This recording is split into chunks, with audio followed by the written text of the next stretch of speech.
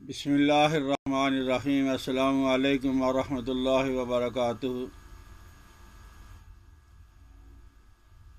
دوستو، یہ جو گنے کا شیرہ ہے،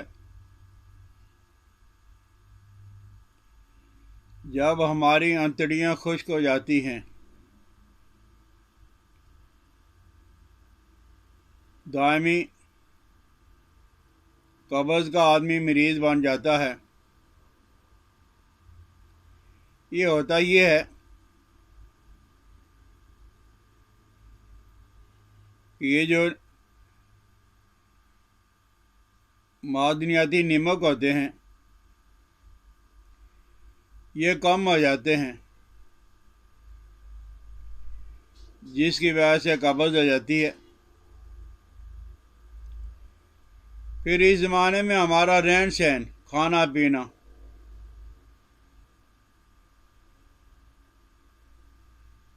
جیسے پیزا، برگر، شوارما، گوشت کا استعمال، ان ساری چیزوں سے وہ معدنی نمک کم ہو جاتے ہیں، خشک ہو جاتے ہیں انتڑیاں، اور پھر میڈیسن کا استعمال کریں، ساری زندگی وہی استعمال کرتے رہیں۔ کسی زمانے میں لوگ پھلوں کا استعمال کرتے تھے، سبزیوں کا استعمال کرتے تھے، کچی سبزیوں کو استعمال کرتے تھے، چھان والے آٹے کا استعمال ہوتا تھا، لیکن مہذب لوگ، پڑھے لکھے لوگ، عمرہ لوگوں کی شان کے خلاف ہے۔ اگر کہیں ضرورت پڑی تو پھلوں کا جوس نکلوا کے پی لیا، سبزیوں کو تو ہم ہاتھ بھی نہیں لگاتے، اور چھان جو ہے وہ جانوروں کے کام آتا ہے، ہم تھوڑا استعمال کرتے ہیں۔ اور پھر جب بڑھاپا آتا ہے، ان نمکیات کی کمی کی وجہ سے پھلوں، سبزیوں اور چھان کے استعمال نہ کرنے کی وجہ سے ہماری انتڑی کے اندر خشکی پیدا ہو جاتی ہے، جس کی وجہ سے قبض ہو جاتا ہے۔ تجربہ یہ بتاتا ہے، مشاہدہ یہ بتاتا ہے کہ السی ہمارے ہاں بہت زیادہ سستی مل جاتی ہے۔ آپ السی کو لے کے گرینڈر کر لیں، ایک چمچ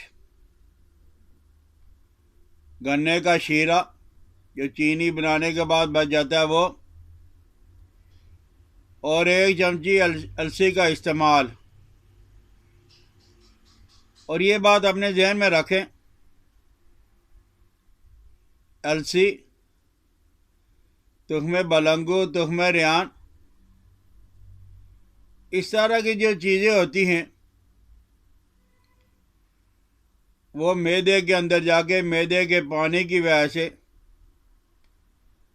پھول جاتی ہیں، اور پھولنے کے بعد غلاظت کو وہ دھکیلتی ہیں، جس سے قبض دور ہو جاتی ہے، اور یہ ہماری انتڑی کو جو وہ چکنا کر دیتی ہیں۔ اس لیے رات کو سوتے وقت بلا خوف و تردد السی اور گنے کے شیرے کا استعمال کریں۔ آج کل کے جو مہذب لوگ ہیں، پڑھے لکھے، وہ لیکوڈ پیرافین کا استعمال کرتے ہیں قبض کو دور کرنے کے لیے، لیکن آپ نے اگر شیرہ اور السی کا استعمال کیا تو پھر انشاءاللہ العزیز ہیں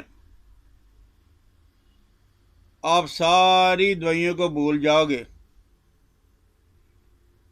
لیکن آپ نے اس طرح استعمال کرنا ہے کہ چھوٹے چھوٹے گھونٹ لے کے، یہ جو ہمارا طریقہ واردات ہے، کہ کوئی بھی دوائی یا کھانے اور پینے کا دودھ اور پانی کا استعمال یکدم جب ہم اس کا استعمال کرتے ہیں تو اس سے وہ فوائد حاصل نہیں ہوتے جو ہونے چاہیے۔ چھوٹے چھوٹے گھونٹ ہمیشہ استعمال کرنی چاہیے۔ زیادہ قبض کی حالت میں آدمی 2-3 چمچ بھی استعمال کر لیتا ہے، ورنہ ہلکی قبض میں ہر کھانے کے 1 گھنٹہ پہلے یا 1 گھنٹہ بعد چائے والا چمچ ٹی سپون آپ استعمال کر لیں۔ انشاءاللہ لذیذ جب آنتڑیوں کی خشکی دور ہو جائے گی تو قبض بھی دور ہو جائے گی۔ اور اس بیماری میں اکثر بڑی عمر کے لوگ مبتلا ہوتے ہیں، اور اگر کسی آدمی کو بہت زیادہ مسئلہ ہو گیا، پیٹ کا جو مواد ہے وہ خشک ہو گیا ہے، جیسے آج کل انیمیا کیا جاتا ہے، تو آپ کلو آدھا کلو دودھ کے اندر 2 چمچ شیرے کا ڈال کے اس کا انیمیا کریں، اور کھانے کے لیے 1 سے 2 چمچ گنے کا شیرہ استعمال کر لیں۔ انشاءاللہ لذیذ سے آپ کی قبض دور ہو جائے گی، اور پھر نقصان کسی قسم کا نہیں ہوگا، بلکہ آپ طاقت محسوس کرو گے۔ اس کے علاوہ قبض کشائی کی جتنی بھی ادویات استعمال ہوتی ہیں، وہ قبض رفع ہو یا نہ ہو، لیکن انسان کی جو انسان کے جسم کے اندر جو طاقت ہوتی ہے اس کو وہ بری طرح متاثر کرتی ہیں۔ آپ یہ قدرتی طریقہ علاج کو اپنے گنے کا جب آپ کو رس مل جائے آپ جمع کر کے رکھ لیں، منگوا کے رکھ لیں۔ قبض ہے، بھوک نہیں لگتی، گیس ہے، تو ان ساری چیزوں کے لیے آپ گنے کے رس میں السی کا استعمال کریں۔ انشاءاللہ لذیذ کچھ ہی ایام میں یہ آنتڑیوں کی خشکی ختم ہو جائے گی، تو قبض سے ہمیشہ کے لیے آپ کی جان چھوٹ جائے گی۔ اور اس کے ساتھ ساتھ آپ ذرا پانی کا زیادہ استعمال کریں۔ کھانے سے 1 گھنٹہ پہلے 1 گلاس پانی کا استعمال یا وہ چسکی لے کے چھوٹے چھوٹے گھونٹ لے کے، ہمارا پانی پینے کا طریقہ جیسے آپ نے دیکھا ہوگا کہ اگر زور کی بارش ہو یکدم وہ بہہ کے ختم ہو جاتی ہے، نہ وہ اچھی طرح زمینوں کو سیراب کر سکتی ہے اور نہ اس کا کوئی فائدہ ہوتا ہے۔ اسی طرح یہ ہے کہ اگر پانی کو ہم نے یکدم پی لیا تو اس سے کوئی فائدہ نہیں ہوگا۔